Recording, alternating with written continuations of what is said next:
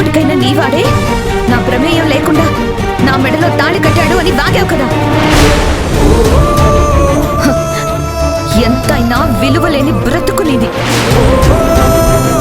అందుకే గుళ్ళో ఆదితో బొట్టు పెట్టించుకోవడాలు, ఆఫీస్కి వెంట పట్టుకుని తిరగడాలు చేస్తున్నావు. ఇప్పుడు అది సరిపోదన్నట్టు ఇంకొక అడుగు ముందుకు వేసి సత్యనారాయణ స్వామి వ్రతం చేసుకుంటున్నావు. నీది ఒక బ్రతికేనా?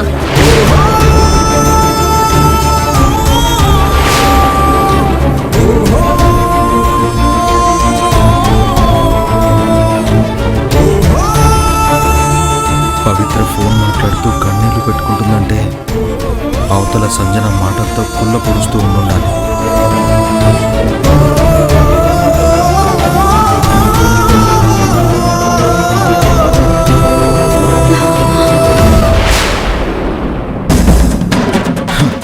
హలో.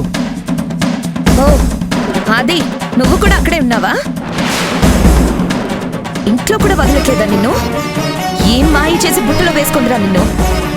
కొంగు వదలకుండా దాని చుట్టూ తిరుగుతున్నావు. సంజన, ఇనఫ్.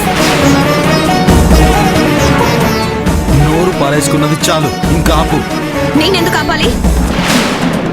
ఒరే ఆది, చెప్తున్నాను విను. నువ్వు ఎప్పటికైనా నా వాడివే. నువ్వు నా సొంతం. నిన్ను వదిలేదే లేదు.